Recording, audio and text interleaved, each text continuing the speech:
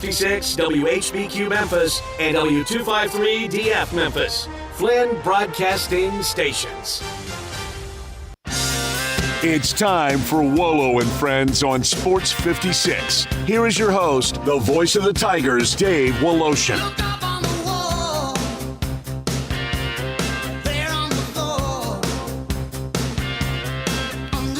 Good morning. The world is going crazy. Shocking news. Scotty Scheffler, maybe the most affable and number one golfer in the world, arrested this morning, released, misunderstanding, he says. Louisville Police Department now in the public glare. We'll discuss. And Scheffler unruffled for sure, because he goes out on the very first hole and birdies it. He's 3 under par on the first hole at Valhalla so far in this PGA Championship. And this news, of course, starts with tragedy and overshadows one of the great rounds in the history of major golf championships, and that was Xander Schauffele, who got run over by Rory McIlroy last Sunday, who started this PGA Championship with a 62. If there were doubts that he had lost his mojo from just being dominated by McIlroy, that one went away yesterday. Woo. I mean, he was outstanding. And then last night, the defending NBA champions, trying to close out a Minnesota team, got absolutely destroyed by 45 points. How can that happen to the defending champions? It did, so we've got a Game 7 there. We will talk with Andy Schiffman about all of that. Tim Doolin joins us for baseball in just a few minutes, and then Brian Dacus will end our week. We've got plenty to talk about with him. The Tigers voted the number one Group of 5 team in the country by ESPN yesterday, which is really good because if you start high, as long as you keep winning, you stay in that position to be the Group of 5 representative in the playoff. Because here's the way it works. You got to be a conference champion, and you've got to be the highest ranked conference champion. If you start at number 1 and you don't lose, except maybe to Florida State, you should be in the position to be the rep. So, wow, unbelievable news yesterday for the U of M, at least in terms of getting leverage to be the team that gets into all of it. And then David Jones, not a very good performance so far in this combine. Probably good news for Penny Hardaway, not good news for David Jones's hope to be drafted or even to get a 2A in the NBA. We'll discuss that with Brian Dacus to end our day. In the meantime, the world is talking about what happened to Scotty Scheffler, and I want to start this off by basically pointing out this whole saga in Louisville in front of Valhalla begins with a tragedy. At 5 o'clock in the morning, a guy, we don't know who he is yet. It's dark. It's rainy. I'm not sure he crosses where he's supposed to cross. He gets hit by a shuttle bus, and unfortunately, he passes away. We have a tragic accident that occurs. So traffic lines up for miles. Players, in a hurry not to miss tee times, start to get maneuvered into lanes that are really traffic going the other way, but they've been blocked off.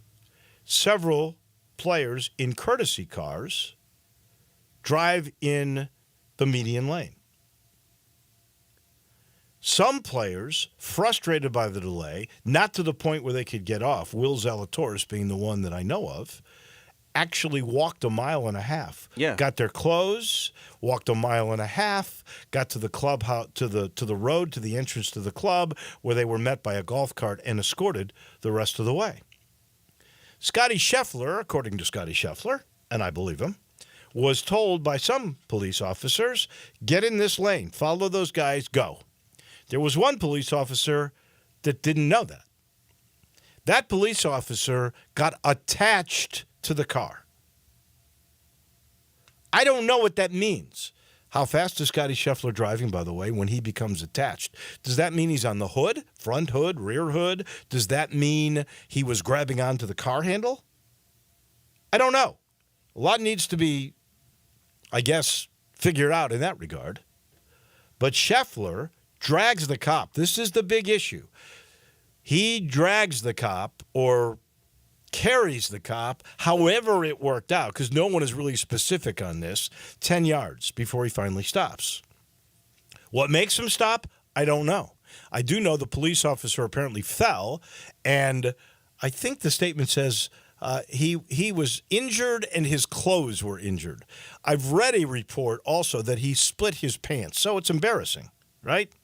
He doesn't know who this guy is, even though Scotty Scheffler is in a marked courtesy car. Here's the number one player in the world who, by the way, to every story I've heard, he never says, "Hey, I'm Scotty Scheffler." He asks Jeff Darlington, who actually videos him going from his car to the cop car in handcuffs. He says, "Please help." At this point, I guess the police are so mad that they don't care because they saw their guy go down, apparently. And Scheffler says, "Hey, look, I was directed into that lane. All I'm doing is driving, and the next thing I know, I'm in handcuffs. I've dragged the cop." So I think we got a lot ado about nothing after a real tragedy that gets lost in all of this. I have no idea about this police officer, what made him stop Scotty when other courtesy cars were going through. Did he not see it was a courtesy car? I don't know. We know of Scotty Scheffler. I think he was voted the most affable golfer of all. So we know, he's not a belligerent guy. He's not a drunk guy that was, he's trying to do his routine and get to the golf course early. Usually goes 3 hours earlier. I think he had an hour. Once he was released from jail, he had an hour to get ready. And obviously it didn't hurt his preparation. He, again, birdied the first hole he played. But this is embarrassing. There's mug shots of him in the orange flannels of jail wear. And he's basically saying this is all a misunderstanding. In the meantime, the cops are saying 3 counts of things, including assault on an officer. Well, that's a felony. Now, I'm going to bet you anything, Zach Boyd, that gets dropped because the Louisville police, which have had their problems in the past with some other issues that were far more serious than this, they are getting skewered by the Louisville police, and it doesn't look good on a national spotlight either. And Scotty is saying, look, this is all a misunderstanding. I don't know what the heck happened here. And I was directed by other officers to go here. His problem is the 10 yards that he dragged the cop. But we don't know the specifics on that, so we have to kind of wait. But I'm willing to bet you anything the felony gets dropped. I bet you almost all charges, if not all charges, get dropped in all of this. Yeah, I'm still wrapping my head around the fact that his mugshot got processed, and his mugshot was online. Oh, I know. Available. And there have been some really funny things that, of course, people. And I don't blame them for this, other than the fact that there was a tragedy and somebody died this morning. That's terrible, trying to go to watch a golf tournament. But so Greg Gaston talked about there's a site called Shooter McGavin. You remember the movie? Yeah. Tin Cup.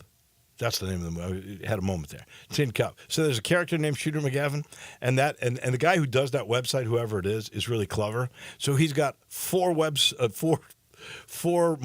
up there. He's got Scotty Scheffler in the orange flannel. Mm-hmm. He's got Tiger Woods when he had his incident with his wife and backed his car into the street lamp.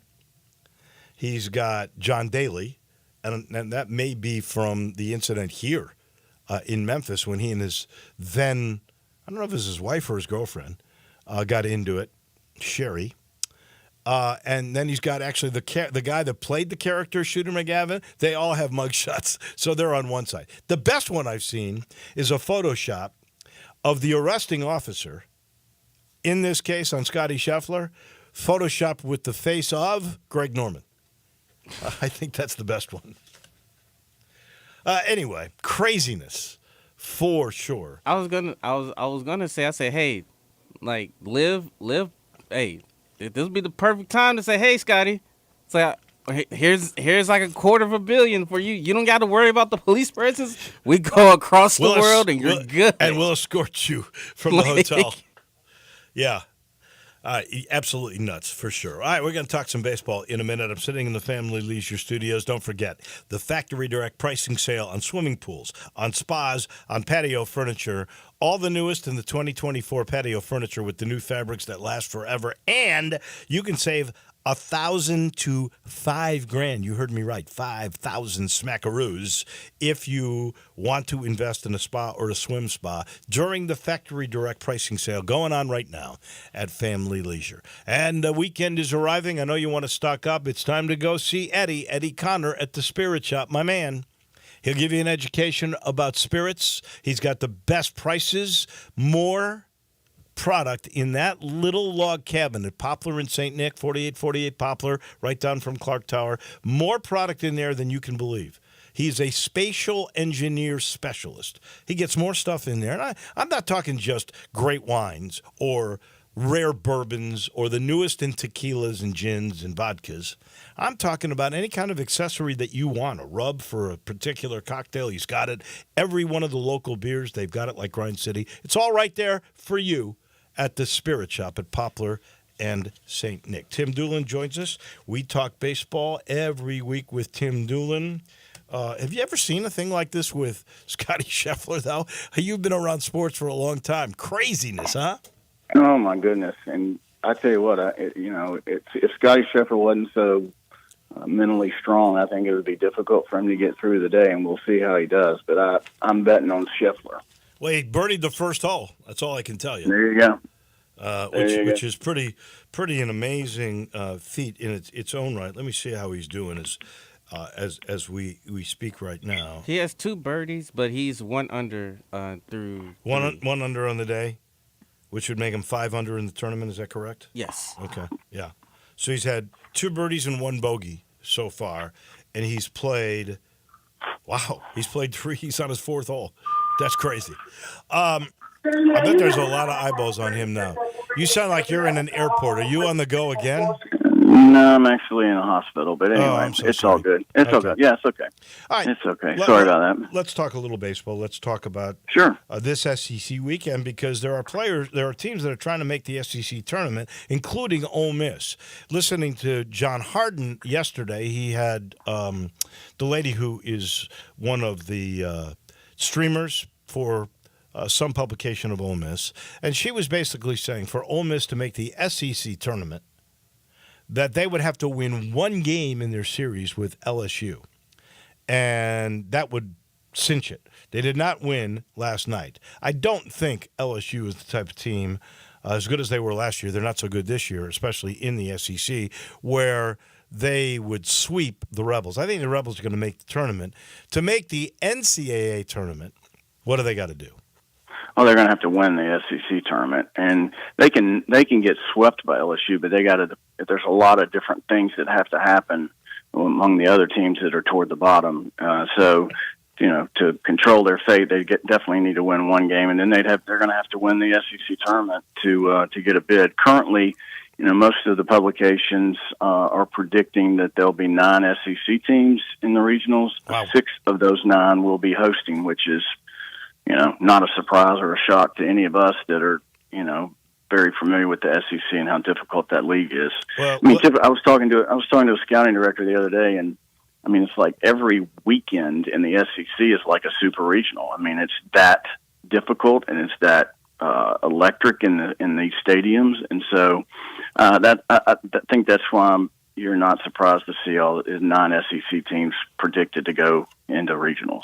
Let me guess the 6, okay?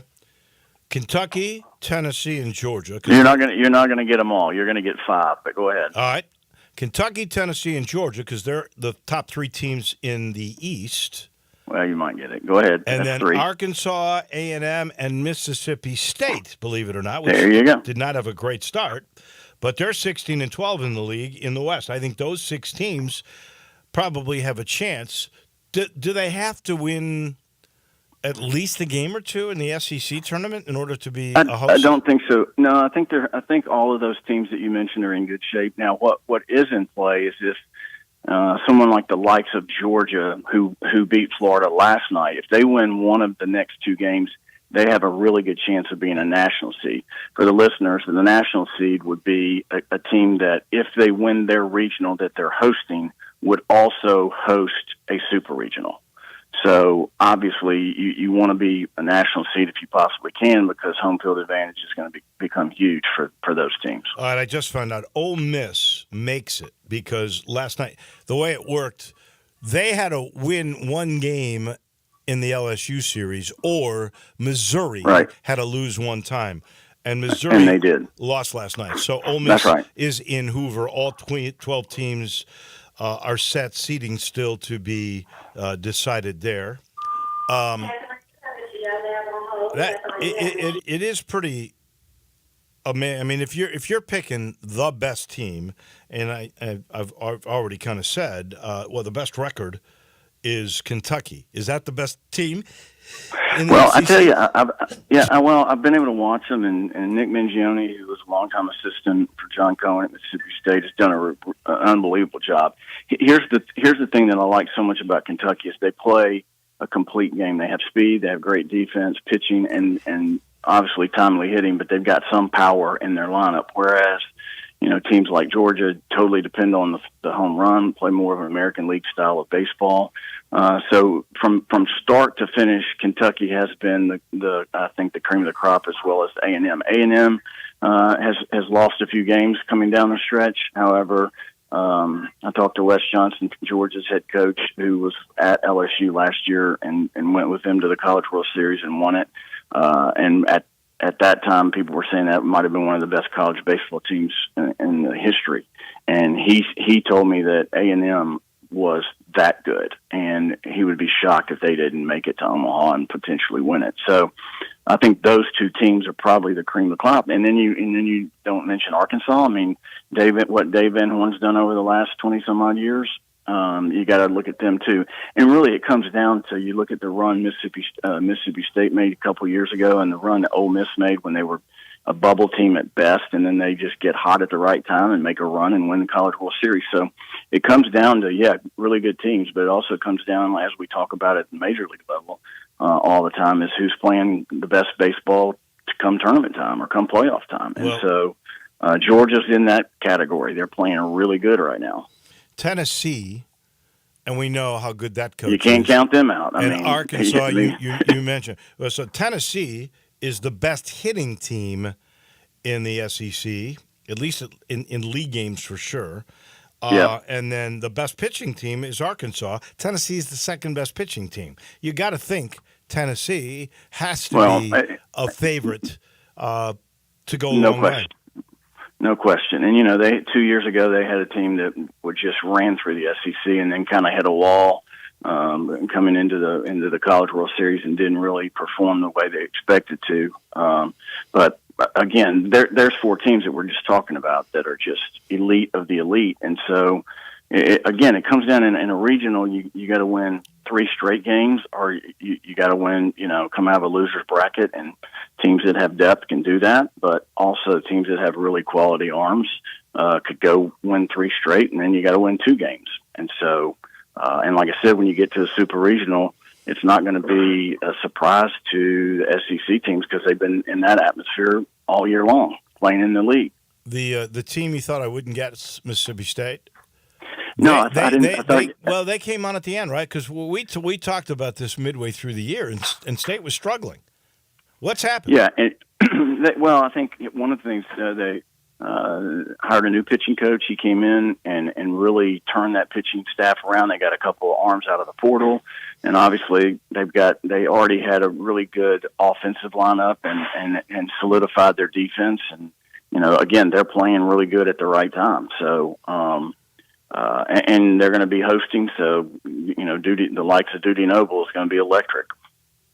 9 teams in, would that be the most the SEC's ever gotten into the? I don't think so. Series? The most, I think they've probably done that before, but I couldn't tell you, but I'm not surprised at all that 9 are getting in. And now Texas and Oklahoma come in next year, and I was listening to David Kellum on the broadcast last night on our station here on 98.5 FM and Fifth Sports 56, and he was talking to Greg Sankey, and man, are they excited to get those two teams in, because those two teams excel in everything. It's not just football, basketball, but baseball too.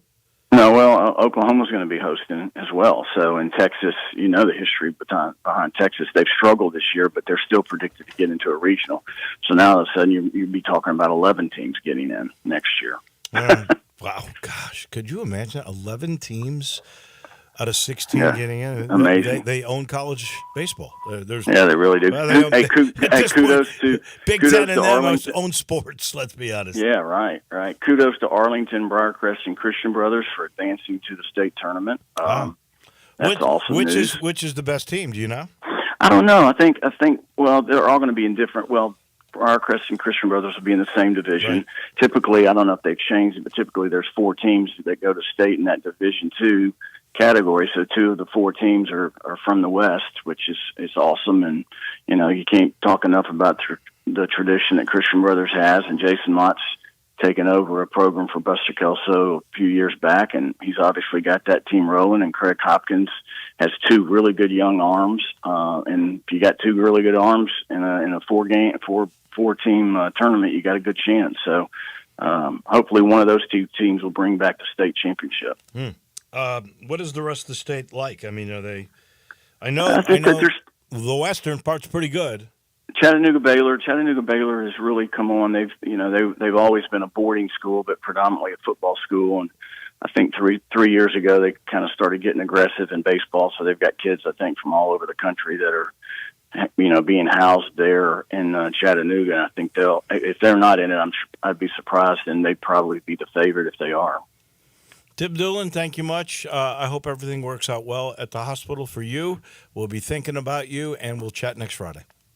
All right, well, have a great weekend. Thank you. Tim Doolin, brought to you by one of his favorite places on earth. That's Miramichi. And don't forget, you can become a member of Miramichi for $300 a month. No initiation fee. You never pay cart fees after that. You get priority tee time booking, and you get to play unlimited golf, unlimited practice, unlimited range balls, $300 a month to play this incredibly beautiful place. They were actually, when Justin Timberlake first bought that place, they were contemplating trying to get a PGA Tour a PGA championship there, where Valhalla is now. That was the original goal of Justin Timberlake. Flooding kind of put an end to the dream of that, because they had a couple of floods, remember, when Justin first bought the place. But they figured that out now. They got the new levee there. The Corps of Engineers came in, and you still get this incredibly beautiful place. They call it the place of happy retreat. That's what Miramichi is supposedly meaning. I can tell you this. You get unbelievable beauty. You get a great challenge with 5 different sets of tee boxes, and it's just spectacular golf. Greens are in unbelievable shape. Go see what I'm talking about. Become a member. You'll love it. Out at Miramichi, 12 minutes north of downtown. We take a quick break. When we return to Chicago, we'll talk the NBA championships, a Game 7 with the Wolves and the Nuggets. We got a Game 6 coming up with the Knicks and the Pacers. Lots to get into. On the NBA with Andy Schiffman. That's right around the corner. We are real sports talk.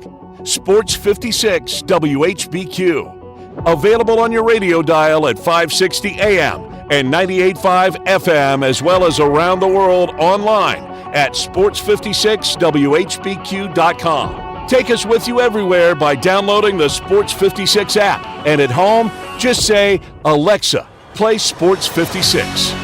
Wherever you are, stay tuned in to Real Sports Talk. Sports 56 and 98.5 FM.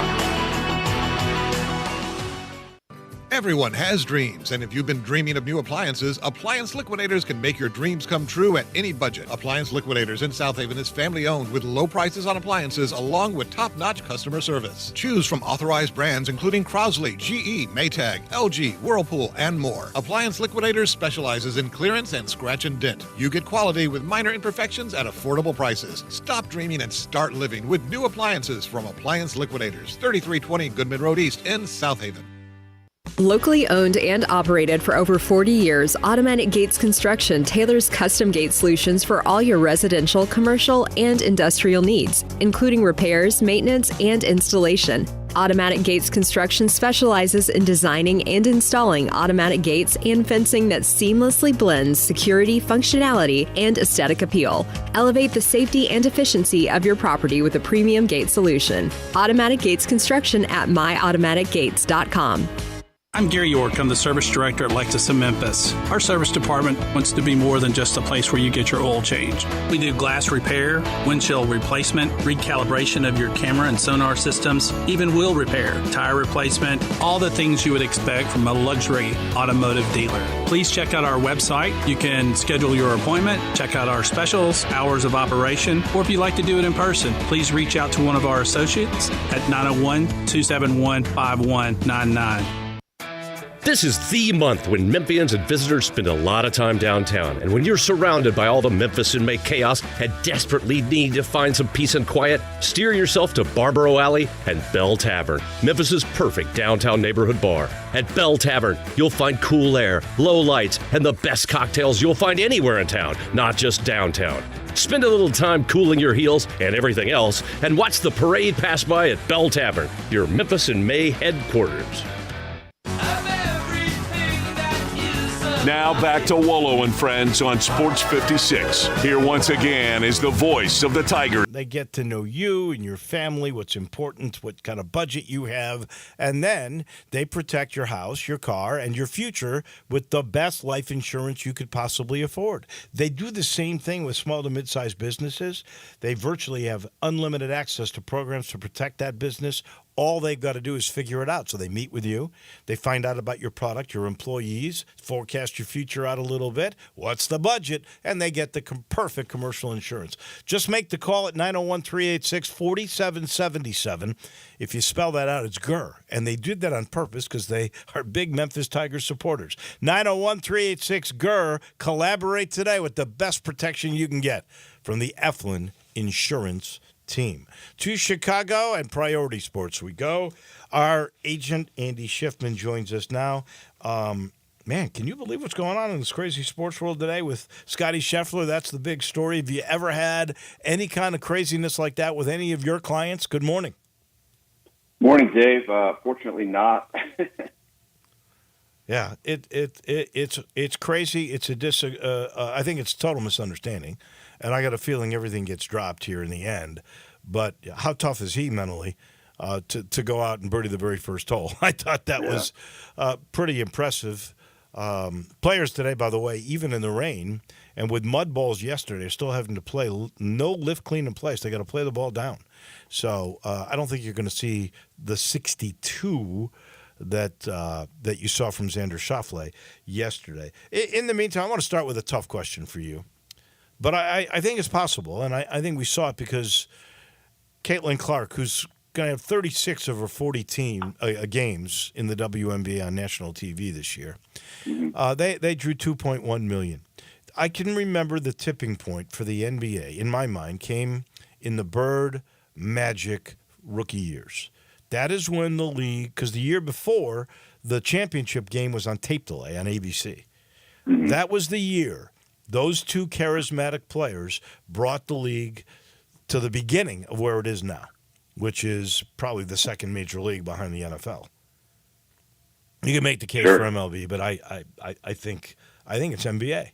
Right. Is this the tipping point? Will the WNBA get to the point where they actually run in the black, not in the red, not subsidized by the NBA? Is this the tipping point, Caitlin Clark and her drafts? Will this be what brings the WNBA into being a productive, profitable league? I do. I think so. I think you've kind of seen that obviously last year in women's college basketball with Caitlin Clark, and that interest is now absolutely carried over to the WNBA. And I mean, even the other night, I think the opener was that on ESPN. I know we had it on here. I think in it was our office. ESPN too, actually. Yeah, and you've just got a lot of excitement. And I think even before the introduction of Caitlin Clark into the WNBA this summer, you saw continued traction and increased interest around, the WNBA and fans. And I think what the league does a really good job of is a couple things. One, they integrate NBA players with the WNBA. They have NBA players. If you've seen, there's those promotions they show on TV at the start of the season when you got guys like Steph Curry talking about his favorite WNBA player and the excitement around that. And they plant these, these NBA players, they attend and they like attending these WNBA games. And the league does a really good job of showing them sitting courtside. And then you've got well-known celebrities, what's his name, Jason Sudeikis, or no, who am I thinking of? Yeah, I think Jason. Ted Lasso. Yeah, that's Jason Sudeikis. I just think of Ted Lasso. Yeah, but he's a known huge proponent of the WNBA, and I think the NBA's done that for years. It's funny if you watch all the Knicks games, having Miles McBride on the Knicks, and granted it is the Garden, but the Knicks every single night are on social media showing Celebrity Row, and you just get A-list celebrity after celebrity sitting courtside at these Knicks games, and they do a really good job of showing that. And I think you're going to start to see that at WNBA games, especially as Caitlin Clark goes around the league playing in different WNBA cities. So, yeah, to your point, Dave, I do think you're right. I think this is the start of something very special for the WNBA. And I just think over the course of several years now, you're going to see increased talent and increased popularity in the WNBA moving forward. Could you believe last night that the defending champions in a closeout game in Minnesota get absolutely murdered by 45, and their star Anthony Edwards says it was the former Grizz, Mike Conley, in his 17th year in the NBA, that it was Mike Conley that turned things around for this team. And let's face it, Denver handled them pretty easily in Denver in Game 5 to have the chance to close them out. What a response by this Minnesota team. And I really thought, and I still kind of think Denver's going to win this series, but I don't remember a defending champion, a team that was the higher seed, getting beaten by 45. I know, it was pretty incredible. And you think back to Game 2, though, in Denver, the defending champs, they lose by 26 at home. And then it's just been such a topsy-turvy series. Then they go, it's funny, that Game 3, everyone out there obviously thought Minnesota would put the clamps on and win in Minnesota. Then they go out there and they lose the next two at home. And then they did what they did last night in Denver and just completely destroyed them, held them to 40 points in the first half, 9 points in the fourth quarter, and completely dismantled them. And I think I'm a big believer, especially in the NBA, because I've seen it in home court advantage. I think that's completely gone out the window in this series. It's pretty incredible. And I think it's a complete toss-up now what will happen Game 7 here in Denver. So, yeah, it'll be very interesting to see what happens. I think Denver has shown they're resilient. I think they've shown why they are the defending champs.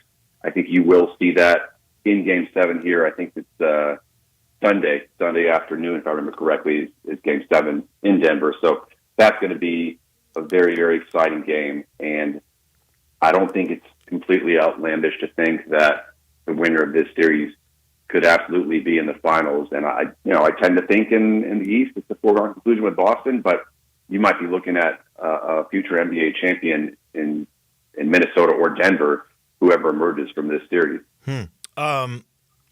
So staying in the West, you don't think either Oak City or Dallas will beat either Minnesota or the defending champion Denver Nuggets?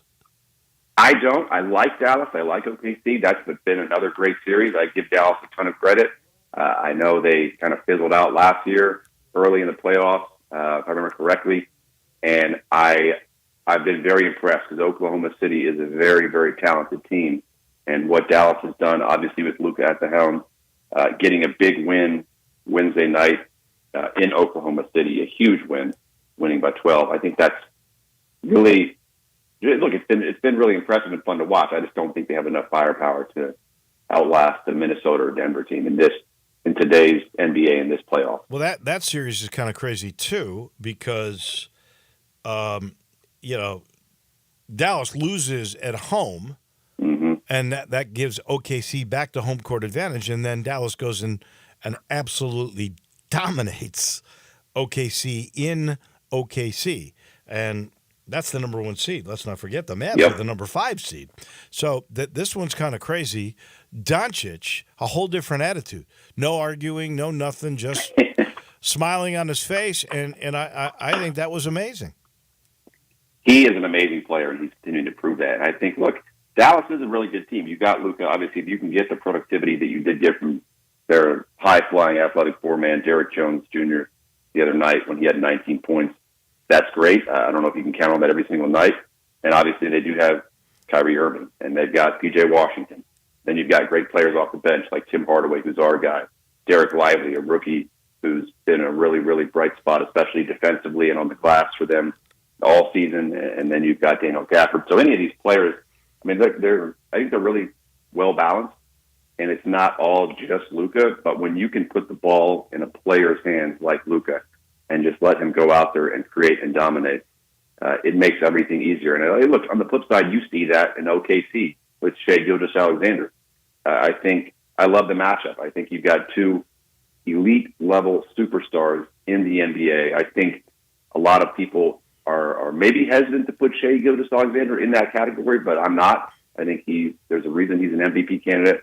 The guy is a stud for OKC, but Dallas, to their credit, they really did a good job defensively, and especially like off the bench for Oklahoma City outside of Josh Giddey the other night, no one really did anything.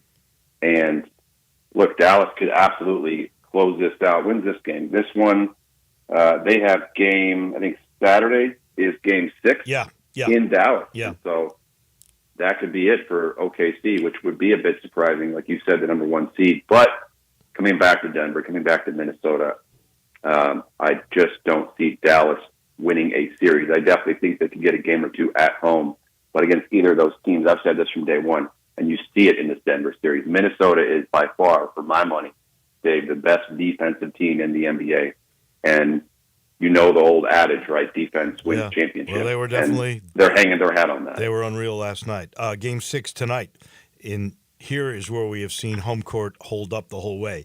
Indy and the Knicks. I can't wait for this game. And this game has been this series has been a war. I mean, so much physicality, and then you got Brunson flopping all the time. It's really been fun to watch, though. It has. I was at this game, I don't know, was it game 4? I can't keep them straight anymore, in Indianapolis last Sunday when the Pacers completely dismantled the Knicks, and my guy, P.J. McConnell, went out and put on a stellar performance. He's been playing out of his mind this series. It's really been fun to watch, especially how he can defensively disrupt Jalen Brunson.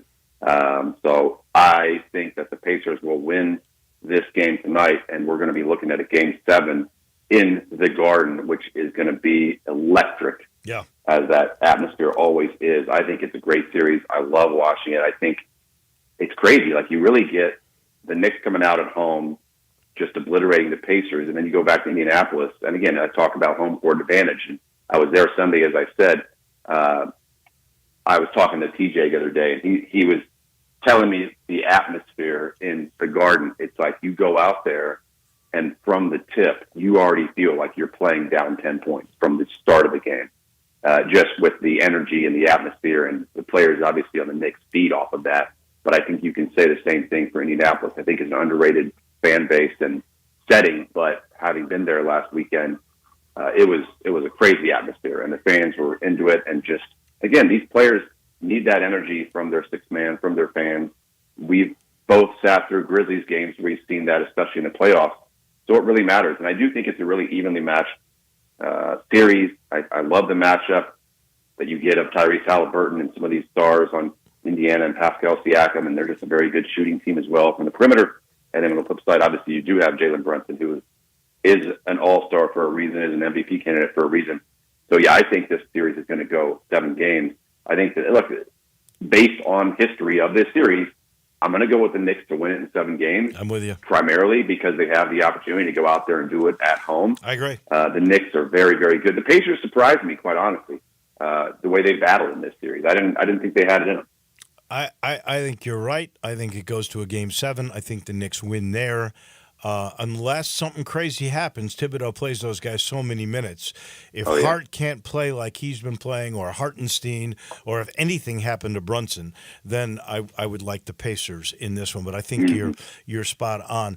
Boston into the 3rd straight Eastern Conference Finals. Everybody says that means nothing. They've got to win a title for them to be recognized that it's hurt Jason Tatum. And he didn't get very many votes as MVP, as the best guy on the best team in the regular season this year. So there may be some credence to that. But do they win the East? Will they beat the Knicks or the Pacers? I think so. I think you've seen that all season. This is not a fluke. I think Tatum's playing with a chip on his shoulder.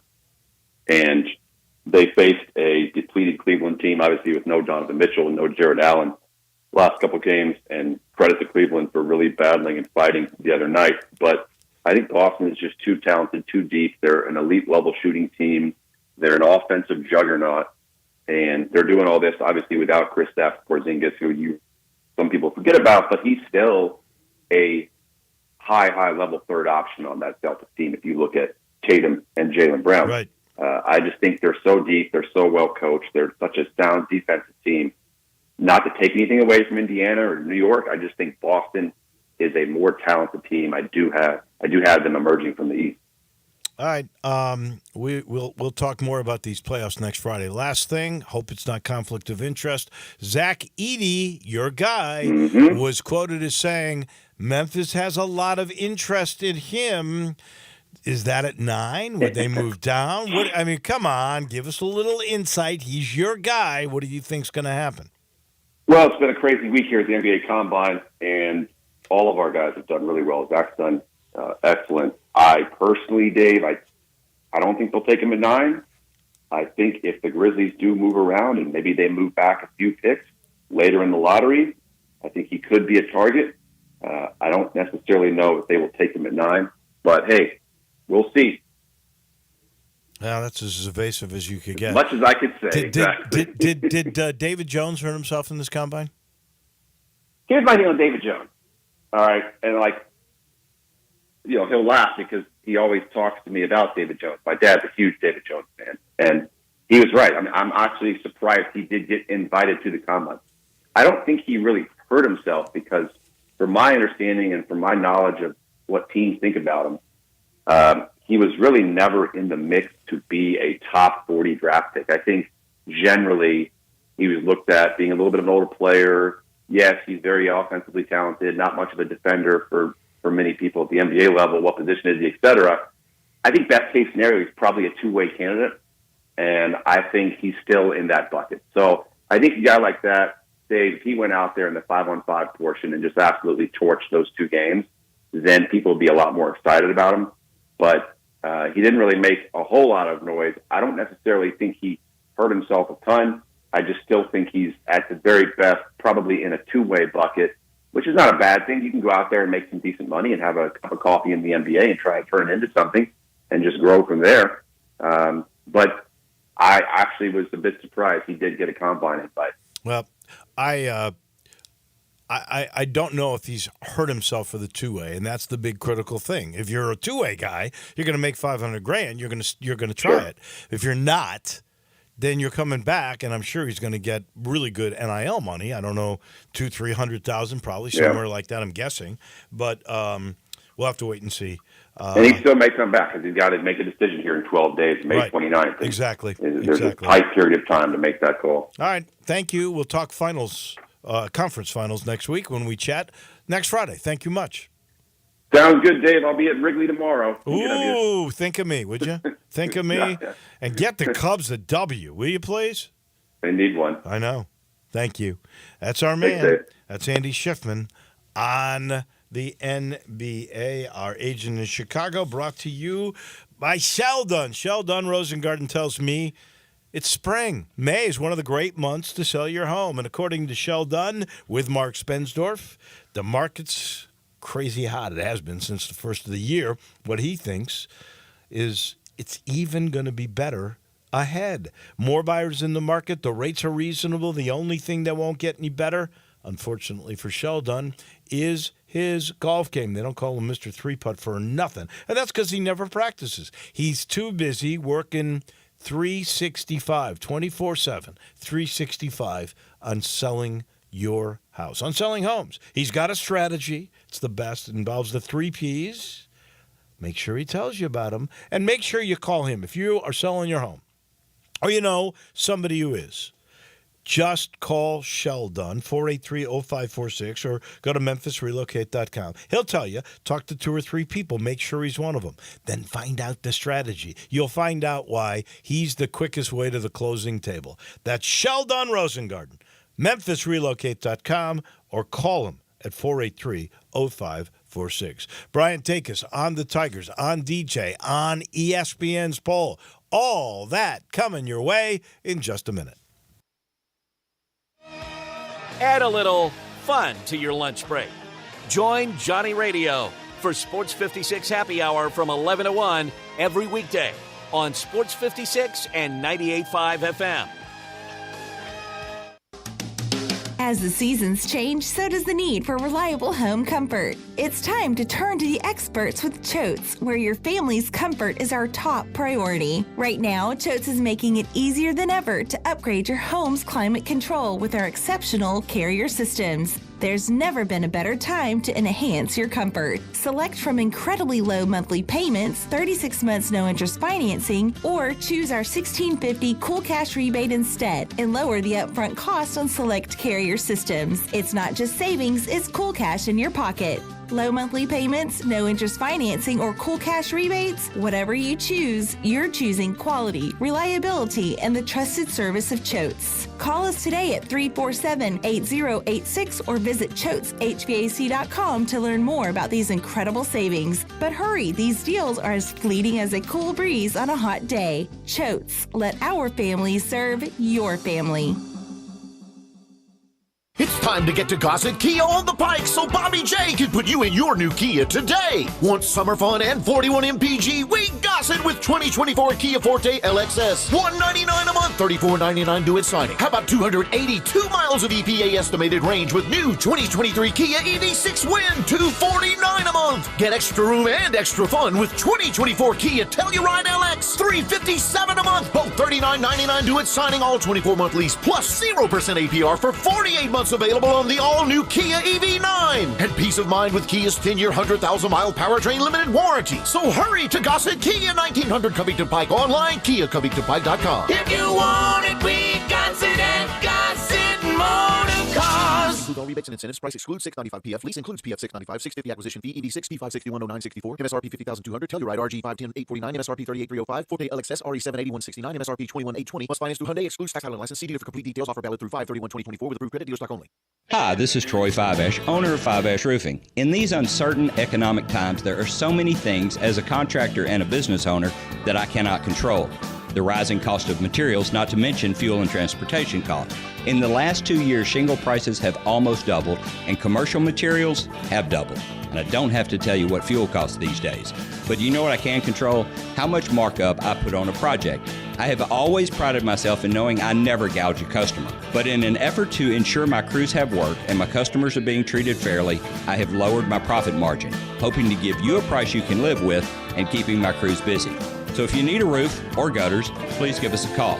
Fiveash Roofing, fair, honest, and ethical. Fiveash Roofing, a proud sponsor of Tiger Athletics and a member of the Tigers home team. 367-0050 or memphisroofer.com. 367-0050 or memphisroofer.com. Fiveash Roofing, it's what we do. We're here for you.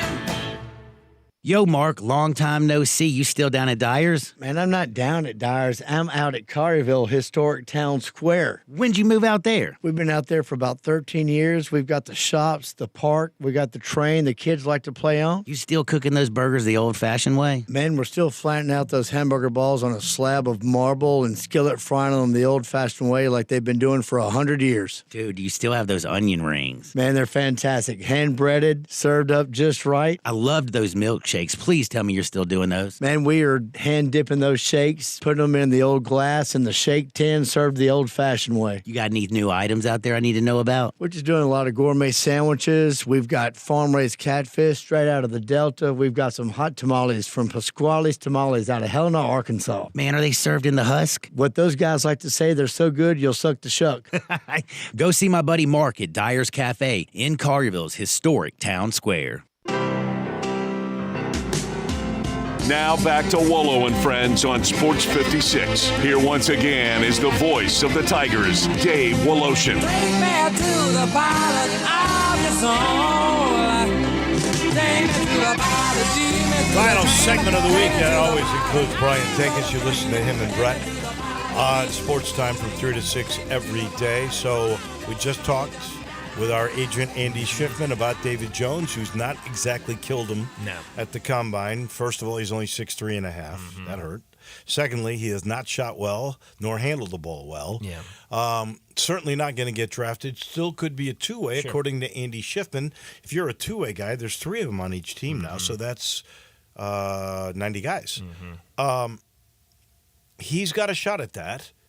I don't know if he's helped himself in that regard. What are you hearing? Anything like that? Because Penny is still waiting to see who is coming back. Yeah, absolutely. I mean, I think most of what I have heard has kind of been the same as like you're saying. I mean, some people say, you know, maybe he hurt himself a little bit, didn't have a great showing, and other people said, you know, certainly didn't help himself at the Combine. I know I saw Kevin Sweeney, who covers college basketball for Sports Illustrated. He's one of our guests in the afternoon, and he was up at the Combine over the week, and he had one tweet. I can't remember if it was the first day or the second day of scrimmages, and his tweet said something like, a lot of players have helped their stock or helped their case to be drafted today. One of them is not David Jones. And so very clear that kind of he stood out as not having a great game, a lot of turnovers. But, I mean, I was talking to somebody the other day. We know he turns the ball over. I mean, you know. Well, but when you're 6'3"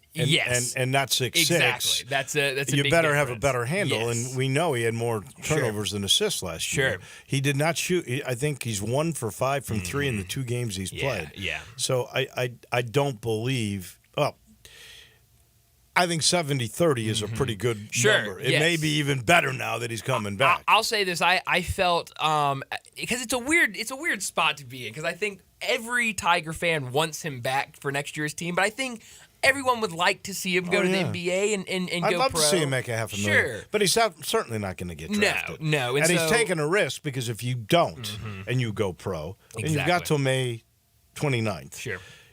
You're looking at $48,000 a year to play in the G League. Yeah. You can get, I think, 5 times that. Oh, yeah. In NIL money if you come back. So we shall wait and see on that. In the meantime, do you believe that's it for Penny?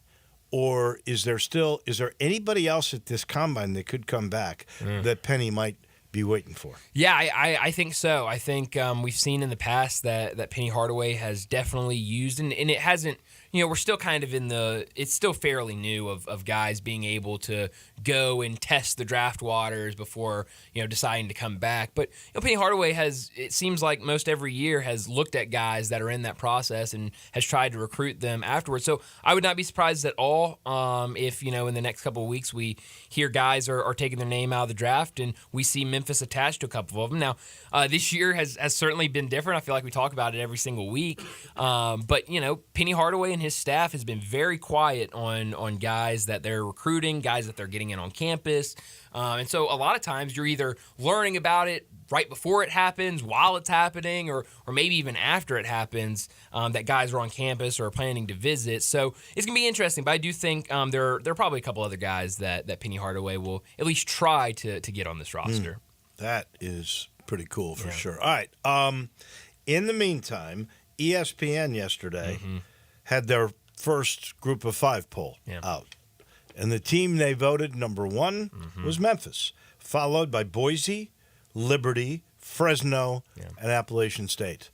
How do the Tigers deal with these expectations? I asked that question of Ryan Silverfield last week. He said, we embrace it. Yeah, it seems like they're definitely embracing it. I know, I know you were out at the spring game doing that. I was there in attendance watching, and Greg Gaston, would have a player or a coach or somebody over with him pretty much every 5 or 10 minutes, and interviewing them throughout the spring game, and it seemed like all of them were embracing it. They know what the expectations are. They know what the goal is for their team, and they're not scared of it. And I think that kind of reflects on the veteran leadership they have. They've got a lot of guys that have come back. Obviously, Seth Hennigan being the biggest because he's the quarterback and the shot caller, but they got a lot of guys back, and I think they've done a great job in the transfer portal, bringing in high-level guys. We haven't talked about it, but Elijah Herring from Tennessee, who was their leading tackler last year, they get a commitment from him, That's which amazing. Was massive. So